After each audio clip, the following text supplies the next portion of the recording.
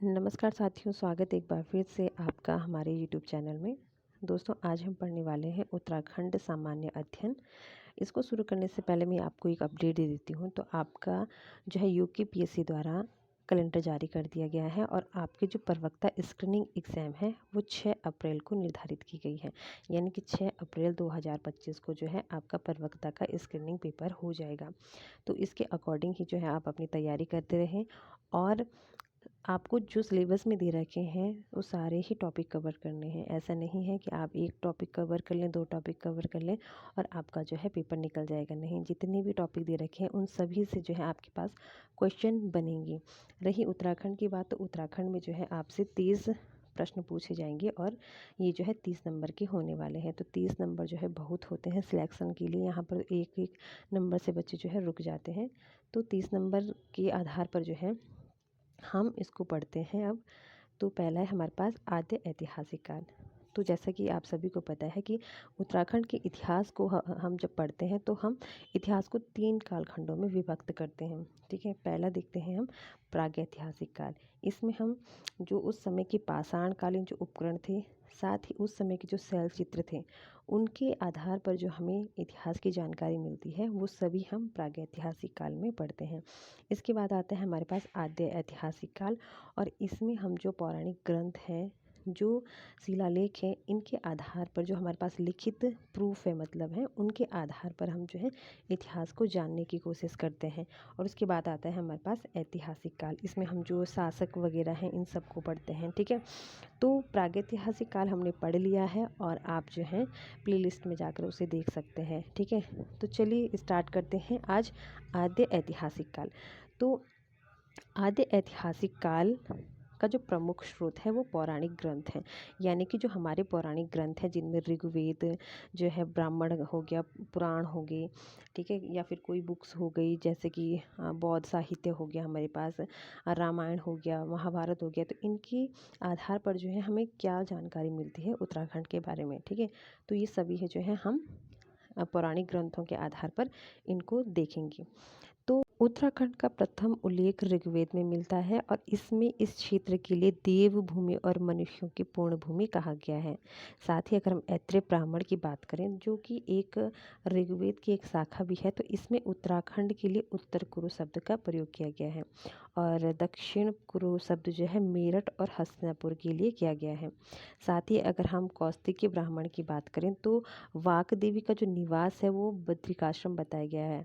बद्रिकाश्रम जो है जो है गढ़वाल क्षेत्र के लिए कहा जाता है। और साथ ही अगर हम स्कंद पुराण की बात करें तो स्कंद पुराण में 5 हिमालय खंडों का वर्णन किया गया है, जिसमें नेपाल, केदारखंड, मानसखंड, कश्मीर और जालंधर है। ठीक है, तो स्कंद पुराण में जो माया क्षेत्र से लेकर हिमालय तक के विस्तृत क्षेत्र को जो है केदारखंड यानी कि गढ़वाल कहा गया है, जबकि नंदा देवी पर्वत से कालीगिरी तक के क्षेत्र को मानसखंड यानी कि कुमाऊँ कहा गया है। तो ये जानकारी हमें कहाँ से मिलती है? स्कंद पुराण में। ठीक है, स्कंद पुराण में गढ़वाल के लिए केदारखंड और जो है कुमाऊँ के लिए मानसखंड शब्द का प्रयोग किया गया है। ठीक है, आगे हम देखते हैं। तो केदारखंड जो है ये गढ़वाल क्षेत्र है, मानसखंड कुमाऊँ क्षेत्र है और माया क्षेत्र और जो गंगा द्वार है ये हरिद्वार का क्षेत्र है। ठीक है, तो पुराणों में केदारखंड और मानसखंड के संयुक्त क्षेत्र को ब्रह्मपुर, खसदेश, लीलावर्त और उत्तराखंड कहा गया है। यानी कि अगर हम पुराणों को पढ़ते हैं तो उसमें उत्तराखंड के लिए जो है ब्रह्मपुर शब्द आता है, कहीं पर खसदेश आएगा, कहीं पर इलावर्त और उत्तराखंड आते हैं। यानी कि जैसे कि हम आज उत्तराखंड में देखते हैं कि गढ़वाल मंडल, कुमाऊँ मंडल है, उसी प्रकार जो है पौराणिक समय में जो ब्रह्मपुर था, इसमें केदारखंड और मानसखंड ये दोनों का जो संयुक्त रूप था ये ब्रह्मपुर कहलाता था। ठीक है, आगे हम देखते हैं बौद्ध साहित्य में जो पाली भाषा में है, उत्तराखंड के लिए हिमवत शब्द का प्रयोग हुआ है। एग्जाम में पूछा जा सकता है, नोट कर सकते हैं। ठीक है, ऋग्वेद में आर्य लोग 5 जातियों में विभक्त थे। ठीक है, कौन कौन से? पुरु, त्रिस्तु, अनु, यदु और त्रिवसु। तो वैदिक काल में जो उत्तराखंड के शासक थे वो त्रिस्तु जन थे। ठीक है, यानी कि कहने का मतलब है कि वैदिक काल में उत्तराखंड में जो है त्रिवस्तु जन का शासक था। ठीक है, रघुवंश महाकाव्य ये जो कालिदास द्वारा लिखा गया है, इसमें गढ़वाल हिमालय के लिए जो है गौरी गुरु शब्द का प्रयोग किया गया है। मोस्ट इम्पॉर्टेंट है, नोट कर सकते हैं। रामायण कालीन लक्ष्मण के पुत्र अंगद और चंद्रकेतु का राज्य हिमालय क्षेत्र में स्थित था। यहीं से हनुमान जी ने द्रोणागिरी पर्वत से संजीवनी बूटी लंका लेकर जो है लक्ष्मण जी को जीवन दान दिया था। तो ये सारे जो है वर्णन हमें मिलते हैं पौराणिक ग्रंथों में है। तो दोस्तों आगे हम देखते हैं उत्तराखंड का गढ़वाल क्षेत्र। ठीक है, तो गढ़वाल क्षेत्र का प्राचीन नाम बद्रिकाश्रम क्षेत्र और तपोभूमि और केदारखंड था। ठीक है, तो ये तीन नाम जो है हमें देखने को मिलते हैं गढ़वाल के। ठीक है, आगे हम देखते हैं दोस्तों, केदारखंड में गढ़वाल की जो सीमा है उसकी लंबाई 50 योजन और चौड़ाई जो है 30 योजन बताई गई है। साथ ही गढ़वाल और साथ ही जो है केदारखंड और मानसखंड की सीमाओं का विभाजन जो है बधान क्षेत्र या नंदा देवी पर्वत करता है। ठीक है, तो इसमें जो बताया गया है कि जो गढ़वाल और कुमाऊं क्षेत्रों का जो विभाजन था वो बधान क्षेत्र करता था। ठीक है, आगे हम देखते हैं, केदारखंड गंगा द्वार से हिमालय व तमसा या टॉस नदी से बौद्धचल या फिर नंदा देवी तक फैला हुआ था। ठीक है, राजा अजयपाल ने 52 गढ़ों को जीता और तब से इस क्षेत्र का नाम जो है गढ़वाल पड़ा। Most important. ठीक है, आगे देखते हैं, हरे कृष्ण भट्ट शैलेश ने गढ़वाल शब्द की उत्पत्ति के संबंध में इस क्षेत्र में बहने वाली छोटी छोटी गाड़ों से किया है। यानी कि हरिदत्त भट्ट शैलेश का कहना है कि जो यहाँ पर जो ये छोटी छोटी जो नदियाँ कहते हैं हम इन्हें, ये बहने के कारण जो है इसका नाम क्या है, गढ़वाल पड़ा है। आगे हम देखते हैं, तो ऋग्वेद के अनुसार इस क्षेत्र में जो है असुर राजा संवर के 100 गढ़ों को इंद्र और सुदासों ने नष्ट किया था। ठीक है, ये जानकारी भी हमें ऋग्वेद में मिलती है कि यहाँ के जो राजा थे संवर, उनके जो 100 गढ़ थे उनको इंद्र और सुदासों ने क्या है, नष्ट करा था। आगे देखते हैं दोस्तों, तो ऋग्वेद के अनुसार इस क्षेत्र की जो प्राणा गांव है, इसमें प्रलय के बाद सप्त ऋषियों ने अपने प्राणों की रक्षा की थी। ठीक है, साथ ही जो गढ़वाल क्षेत्र है, गढ़वाल क्षेत्र में जो कुबेर की राजधानी है अलकापुरी, और अलकापुरी में जो है मनुष्यों के आदि पूर्वज जो है मनु निवास करते थे। ठीक है, आदि पूर्वज के बारे में तो आप जानते ही होंगे। तो गढ़वाल क्षेत्र में जो अलकापुरी जो क्षेत्र है, यहाँ पर जो है मनुष्यों के आदि पूर्वज मनु का निवास स्थान था। आगे हम देखते हैं कि तो गढ़वाल क्षेत्र की जो है बद्रीनाथ के पास गणेश, नारद, मच्छकुंद, व्यास, स्कंद, ये जो गुफाएं हैं इन पे जो है वैदिक ग्रंथों की रचना की गई है। टिहरी गढ़वाल की हिमयाण पट्टी स्थित विशोन पर्वत पर वशिष्ठ गुफा, वशिष्ठ कुंड और वशिष्ठ आश्रम है।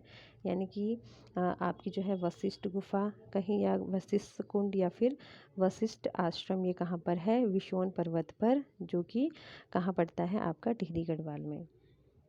देव प्रयाग में जो है भगवान राम का एक मंदिर है, जहाँ भगवान राम ने शिव की उपासना की थी। साथ ही टिहरी गढ़वाल के तपोवन में जो है लक्ष्मण जी ने तपस्या की थी।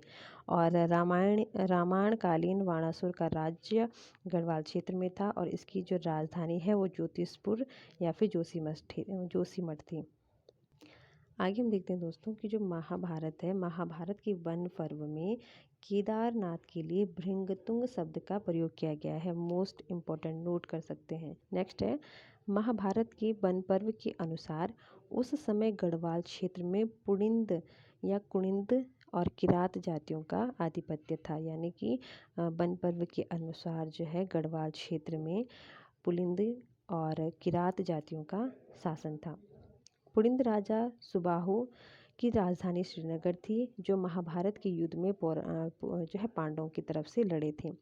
आगे हम देखते हैं कि जो राजा विराट है, इसकी राजधानी जौनसार की विराटगढ़ी थी और इसकी जो पुत्री थी उत्तरा। ठीक है, उत्तरा से जो है अभिमन्यु का विवाह हुआ था। महाभारत में देवप्रयाग को समस्त तीर्थों का शिरोमणि कहा गया है और साथ ही समग्र पापों का विनाशक भी जो है देवप्रयाग को कहा गया है। तो ये कहाँ कहा गया है, महाभारत में। और श्रीनगर को जो है महाभारत में सुबाहुपुर और श्री क्षेत्र कहा जाता है। साथ ही बात करें तो आदि पर्व के अनुसार अर्जुन का विवाह नागराज कौरव की कन्या उलूपी से गंगा द्वार में हुआ था, यानी कि हरिद्वार में हुआ था। अगला पॉइंट देखते हैं दोस्तों, तो महाभारत काल में गंगा द्वार में नागराज कौरव्य का और श्रीनगर में सुबाहु का और मंदाकिनी के उत्तर में जो है असुर बाणासुर का शासन था। साथ ही वन पर्व के अनुसार लोमस ऋषि के साथ जो है पांडव गढ़वाल क्षेत्र में आए थे। और प्राचीन काल में गढ़वाल क्षेत्र के बद्रिकाश्रम और कर्णाश्रम, ठीक है, ये दो क्या है प्रसिद्ध विद्यापीठ थे। ऋग्वेद में उत्तराखंड क्षेत्र का नाम उसी नगर मिलता है, ठीक है। और बौद्धिक साहित्य में महात्मा बुद्ध को उसरी ध्वज जाने का उल्लेख मिलता है, जिसकी पहचान कनखल से की जाती है। अब हम बात करते हैं प्राचीन विद्यापीठ कर्ण आश्रम, ठीक है। तो कर्ण आश्रम पौड़ी जनपद के कोटद्वार में स्थित दुष्यंत और शकुंतला के प्रेम प्रसंग के कारण प्रसिद्ध है। शकुंतला गुरु विश्वामित्र और अप्सरा मेनका की पुत्री थी और राजा दुष्यंत हस्तिनापुर के शासक थे। तो ये कहानी जो है सभी को जो है लगभग पता होगी। तो आगे हम देखते हैं कि कर्णाश्रम में चक्रवर्ती सम्राट राजा भरत का जन्म हुआ। कर्णाश्रम में महाकाव्य कालिदास ने अभिज्ञान शाकुंतलम ग्रंथ की रचना की थी, जो है क्या है मालिनी नदी के तट पर स्थित है। तो ये जो एग्जाम में पूछा गया है कि कर्णाश्रम जो है कहाँ पर स्थित है, तो ये मालिनी नदी के तट पर स्थित है। तो अगर हम वर्तमान की बात करें तो कर्णाश्रम का जो वर्तमान नाम है वो चौका घाट है और कर्णाश्रम के कारण कोटद्वार का नया नाम जो है कण्व नगरी करने का प्रयास किया गया है। कर्णाश्रम या फिर चौका घाट में वसंत पंचमी के दिन क्या है मेला भी लगता है। तो ये जो आपका कोटद्वार है, कोटद्वार का नाम जो है कण्व नगरी करने का प्रस्ताव जो है किया गया है। हम जानेंगे दोस्तों उत्तराखंड का कुमाऊं क्षेत्र। इससे पहले हमने गढ़वाल क्षेत्र के बारे में पढ़ा, अब हम कुमाऊं के बारे में थोड़ा पढ़ लेते हैं। तो कुमाऊं क्षेत्र का प्राचीन नाम मानसखंड या कुर्मांचल था। पौराणिक ग्रंथों के अनुसार चंपावत के कांतेश्वर पर्वत पर भगवान विष्णु का कुर्मा या कच्छप अवतार हुआ था और कांतेश्वर पर्वत के नाम पर मानसखंड के इस क्षेत्र को कुर्मांचल कहा गया। कुर्मांचल संस्कृत नाम आगे चलकर प्राकृत में कुर्म और हिंदी में कुमाऊं बन गया, ठीक है। तो कुर्मा जब भगवान विष्णु ने कुर्मा अवतार लिया था तो इसी के कारण जो है इस क्षेत्र को कुर्मांचल कहा गया, ठीक है। और कुर्मांचल जो नाम था ये संस्कृत का था और आगे चलकर जो है इसका विकृत रूप हो गया और ये कुर्म जो है इसको कहने लगे। लेकिन वर्तमान में जो हिंदी में ये शब्द है इसका जो है और विकृत रूप होकर क्या हो गया कुमाऊं हो गया। यानी कह सकते हैं कि कुमाऊं जो है तद्भव शब्द है और कुर्मांचल या कुर्म क्या है इसका तत्सम शब्द है, ठीक है। स्कंद पुराण में जो है मानस खंड का प्रारंभ राजा जयमेजय और सूत पौराणिक के बीच संवाद से होता है। ब्रह्म या वायु पुराण के अनुसार कुमाऊं क्षेत्र में किरात गंधर्व किन्नर यक्ष नाग विद्याधर जातियां निवास करती थी। तो ये हमें कहाँ से मिलती जानकारी, वायु पुराण से। अल्मोड़ा का जाखन देवी मंदिर इस क्षेत्र में यक्षों के निवास की पुष्टि करता है। तो यक्षों से संबंधित मंदिर है आपका अल्मोड़ा में जाखन देवी मंदिर। साथ ही बात करें तो कुमाऊं क्षेत्र में बीन नाग या बेरी नाग, काली नाग, पिंगल नाग, वासुकी नाग आदि मंदिर नाग जाति के निवास की पुष्टि करते हैं। नाग मंदिरों में सबसे प्रसिद्ध बिन नाग या बेरी नाग मंदिर पिथौरागढ़ में स्थित है, ठीक है। तो इसको आप याद रखना कि जो बेरी नाग है ये कहाँ पर स्थित है, पिथौरागढ़ में, और ये कई बार एग्जाम में पूछा भी गया है। मानस खंड के अनुसार जागेश्वर धाम में भगवान शिव ने तपस्या की और कार्तिकेय का जन्म यहीं हुआ था। महाभारत के वन पर्व के अनुसार ऋषि धौम्या सम्राट युधिष्ठिर को भारत के भारत के तीर्थ स्थलों के बारे में बताते हैं। पुरुषोत्तम सिंह ने बोधगया अभिलेख में कुमाऊं के लिए कामादेश कहा है, ठीक है। तो ये सभी नाम जो है हमें जो है कुमाऊं के मिलते हैं। अब हम दोस्तों लेख के आधार पर जो है उत्तराखंड के इतिहास को जानेंगे। तो यहाँ पर जो है कहाँ कहाँ से हमें कौन कौन सी शिलालेखें मिली हैं, ठीक है, ये हम थोड़ा देख लेते हैं। तो कालसी, लाखा मंडल, सिरोली और माणा, यहाँ से जो है हमें क्या है शिलालेख मिले हैं। आगे हम देखते हैं कि जो जौनसार बाबर है, यहाँ पर लाखा मंडल में राजकुमारी ईश्वरा का लेख मिला है। और इसके अनुसार जो यमुना उपत्यका है, यानी कि जो यमुना घाटी है, इसमें यदुओं का शासन था। ठीक है, साथ ही हम देखें तो देवप्रयाग और कल्पनाथ की गुफाओं के अंदर भी जो है दीवारों पर लेख मिले हैं। नैनीताल और बाड़ावाला में जो है ईंट पर उत्कीर्ण लेख मिले हैं। गोपेश्वर और बाड़ाहाट में त्रिशूल लेख मिला है। और साथ ही गोपेश्वर के शिव मंदिर में छठवीं सदी में जो है छठवीं सदी की गणपतिनाथ और 12वीं सदी की अशोक चल के भी त्रिशूल लेख मिले हैं। ठीक है, तो ये कहाँ से मिले हैं हमें? रुद्र शिव मंदिर से। ठीक है, गणपतिनाथ के और अशोक चल के। ये हम देखते हैं जो बाड़ाहाट है, जो बाड़ाहाट का त्रिशूल लेख है, उसमें जो है शंख लिपि का प्रयोग किया गया है। साथ ही देवलगढ़ तथा कोलसारी से जो है मूर्ति पिटिका लेख मिले हैं। और कुषाण कालीन मुद्राएं मुनकीरेती जो आपका टिहरी में है और सुमाणी से प्राप्त हुए हैं। कार्तिकीय पूर्व राजाओं के ताम्रपत्र और शिलालेख पांडुकेश्वर से 4, कंडारा से 1, बैजनाथ, बागेश्वर और बालेश्वर मंदिर चंपावत से प्राप्त हुए हैं।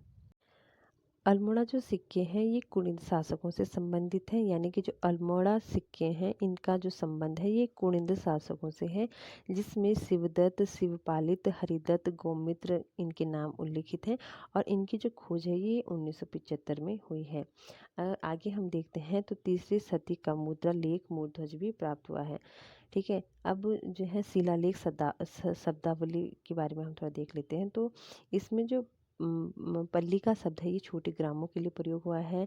भृत्य सेवक के लिए, भोटपाल, गढ़ रक्षक के लिए, अक्ष पटलिक, लेखा परीक्षक के लिए, तालुका तहसील के लिए, महत्तम ग्राम शासक के लिए, प्रतिहार द्वार रक्षक के लिए, बल अध्यक्ष या बलाध्यक्ष जो है सेना नायक के लिए, कुल चारिक तहसीलदार के लिए, और महादंड नायक जो है सेनापति के लिए ये शब्द प्रयोग किए गए हैं।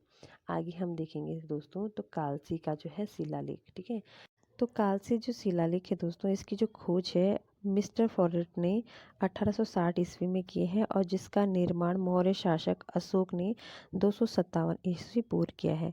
कालसी लेक देहरादून जिले में यमुना और टॉन्स नदी के संगम पर स्थित है, और यहाँ पर जो है अमलावा गाड़ भी बहती है। कालसी नदी को स्थानीय भाषा में चित्रशिला कहते हैं। इस शिलालेख में जो है हाथी का चित्र मिलता है। साथ ही अगर बात करें तो कालसी शिलालेख जो है प्राकृत भाषा और ब्राह्मी लिपि में रचित है, जबकि उस समय जो है पाली जो है जनसाधारण की भाषा हुआ करती थी।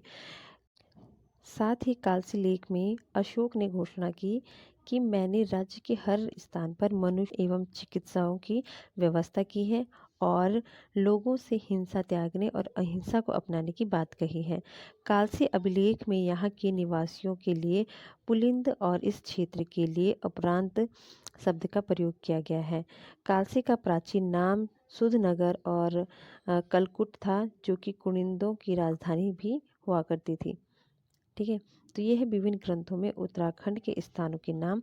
तो विष्णु पुराण में जो है अलकनंदा, मत्स्य पुराण में कैलाश अलकापुरी, हर्ष चरित्र में तुसर शैल या श्री पर्वत, मेघदूत में कनखल अलकापुरी, रघुवंश में जो है गौरी गुरु, कुमार संभव में शिव पार्वती विवाह, और नागाधिराज विनय पत्रिका में मंदाकिनी बद्रिकाश्रम, और जहांगीरनामा में लक्ष्मीचंद श्याम शाह, पृथ्वीराज रासो में कुमाऊगढ़, बोध गया जो अभिलेख है उसमें कुमाऊं के लिए जो है कामदेश का प्रयोग किया गया है। नामोदय में कुमाऊं के लिए कुमाचल का प्रयोग किया गया है, और रामायण काल में जो है कुमाऊं के लिए उत्तर कैलाश का प्रयोग किया गया है। साथ ही अगर बात करें वायु पुराण में, तो इसमें जो है सरयू और कौशिकी शब्द का प्रयोग किया गया है। नेक्स्ट जो हमारा टॉपिक रहेगा वो रहेगा उत्तराखंड के ऐतिहासिक शासनकाल। ठीक है, इसमें हम सबसे पहले जो है कुनिंद शासनकाल को पढ़ेंगे। तो ये थी आज की वीडियो। अगर वीडियो अच्छी लगी तो लाइक करें, कमेंट करें, और अगर चैनल पर नए हैं तो चैनल को सब्सक्राइब करें। मिलते हैं दोस्तों नई वीडियो के साथ, तब तक के लिए धन्यवाद।